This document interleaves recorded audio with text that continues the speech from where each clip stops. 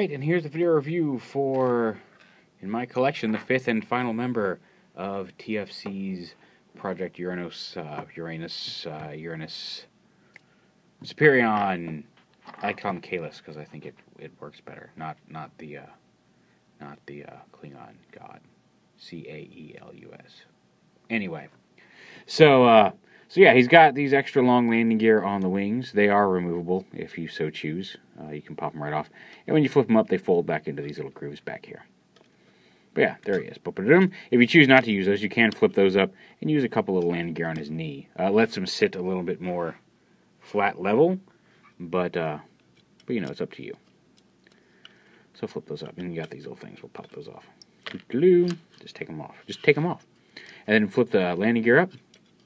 Flip all the landing gear up. All the landing gear are up now, and then you can fly around.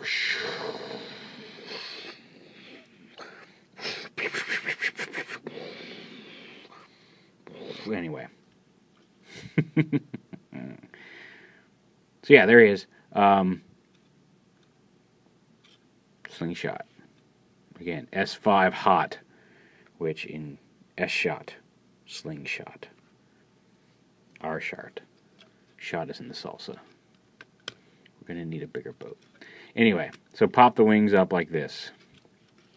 And actually, this is one of those situations where you kind of want to go ahead and just pop them right off, because they attach, at least they come attached in robot mode in a different manner than that, and I think it looks better. I agree with that's how they should be attached. So go ahead and just pop those right off, and now you've got just the fuselage of a jet, which would not be very flight-worthy.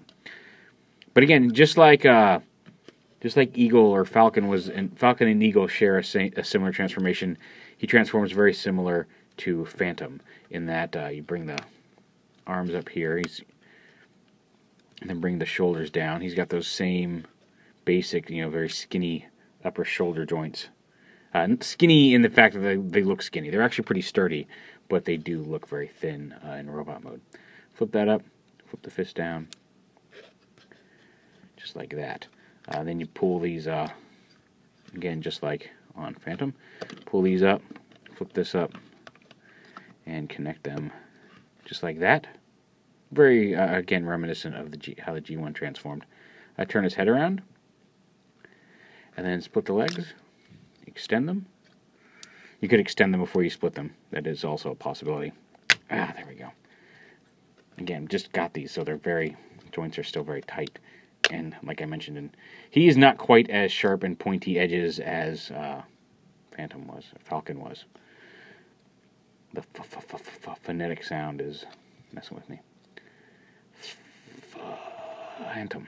Anyway, so yeah, there he is. Got a waist swivel, got some good joints, thigh swivel, hinge knees, ball jointed toes here.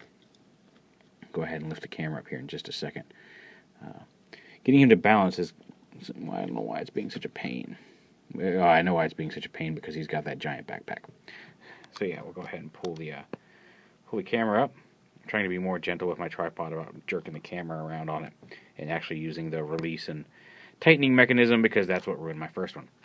So yeah, again, missile pods, his attachment points are high enough, and these are small enough and short enough. I know they're not missile pods, they're probably fuel tanks or something. And again, somebody will correct me in the comments. It's been a very, very long weekend / couple of days / couple of weeks. I'm very exhausted, so I'm sorry if my brain is not working as well as it normally does, which we can all argue is usually not very good. So yeah, you fold the leg up like this, and then this connector piece right here in the package actually comes connected in right there. Is that how that one goes in? Or was it like this? No, it was the other way. But yeah, it comes connected, pegged in. Oh, does the wheel come? Well, anyway, it uses this plug to plug into the leg like that.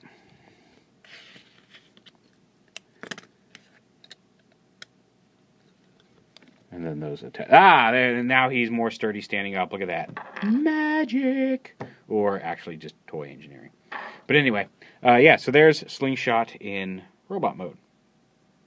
And once again, you know what's coming because, as I mentioned, he's the 5th member of the combiner team. So he also comes with the hand, the left hand. Looking at mirror images, messing with me. So yeah, the left hand. So go ahead and pop these off. And just like on Phantom, you got to lift his head up and fold this ab piece down and flip out the connector there. Flip the head back down. I like to turn it to the back so it's facing the backwards in combined mode, because that just, you can still really see the head if you're looking, but if you turn it to the back, it's much harder to say, oh, it's a head in there. So you flip this up. It's not harder, but you know what I mean. It's just it's not as obvious. Flip the fist up, and then unlike on Falcon and Eagle, you don't extend the arms all the way. You just leave that. You just fold the fist in, and leave that panel flipped up for the upper arm. And then you take the lower arm, and just like before, you sandwich. And again, just like on all the others, if you want to leave this part in, plugged into half the leg, you can. And then just plug the fist in like that. Totally your option. It doesn't really hurt anything. Transformation-wise, aesthetically, you're going to see this little thing sticking out the side of whichever leg you have it plugged into. Up to you if it's worth that to you. But like I said, it's a possibility. So sandwich that in, flip the feet up. Like that. Bring it around. I like to collapse them, the legs a little bit. You can give them a double joints, but I think it looks more coherent as an arm if you collapse them. I think you're supposed to collapse them, but again, entirely up to you. Now, this is a situation where, like, I actually take these and I plug them in. How have I done this in the past? Yeah, just plug them in. Onto the arm. And just kind of fold that around the back. That's how I do his. Well, no, that's not how I do his. How do I do his? I had him plugged in such a way that, oh, here we go. Flip him around. And do it like that. Because then this is still there, but it doesn't stick out as far, and it looks a little bit more cohesive as a limb piece.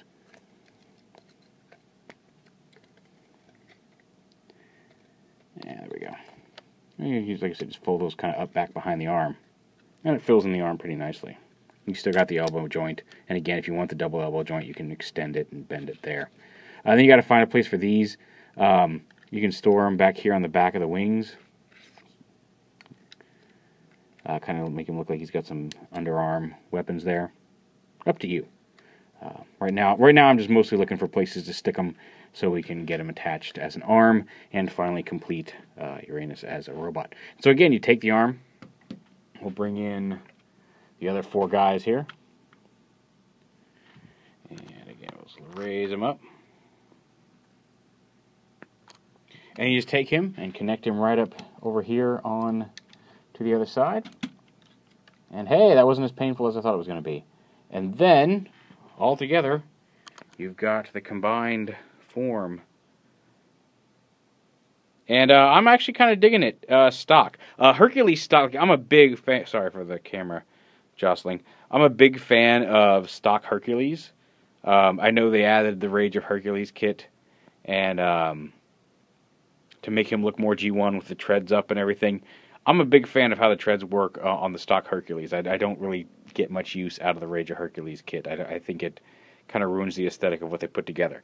They are doing a kit for Uranos that gives him the G1 chest plate and a face plate, guns for the individual robots, and some missiles, I think, for the jets, and a crotch piece and a piece to cover the neck a little bit, because there is a little bit of a, see if I can get up in here on this, like, if you look at it from certain angles, you can kind of see there's a little bit of a gap between the head and the body on the neck piece. And there's a piece, that piece just kind of slides in there and slides around the neck and fills in that gap. But I am digging stock Uranos as he is. More than I thought I would, having just had the first 3 parts for the longest time. So yeah. I will probably get it just to get like maybe the neck extender and the face plate, and maybe I'll swap out the chest plate. We'll see.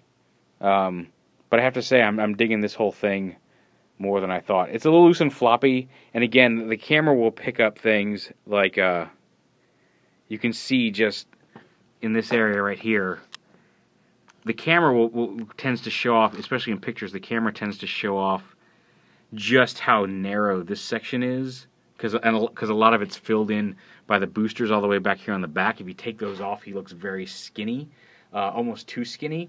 And I find that to the naked eye, it's not as obvious as some camera pics make it look, and that may just be the the cold unfeelingness of a camera lens versus the human eye.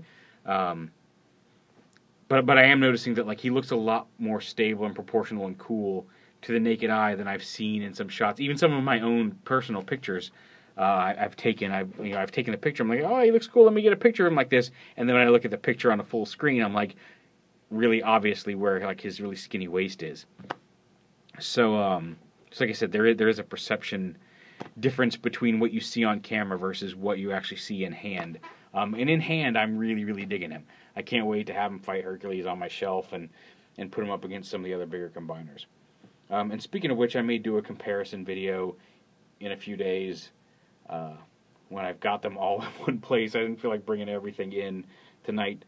But have him in a comparison with Hercules and maybe Fans Project Bruticus and Giant and Bovis and Fortis from Mastermind's Feral Rex, and maybe I'll bring in the unique toys, Predacons, just to give an idea of the various scales of combiners that are being made right now. Let me bring this up just a little bit once more, just to show you this instead of just staring at his abdomen and crotch for a while.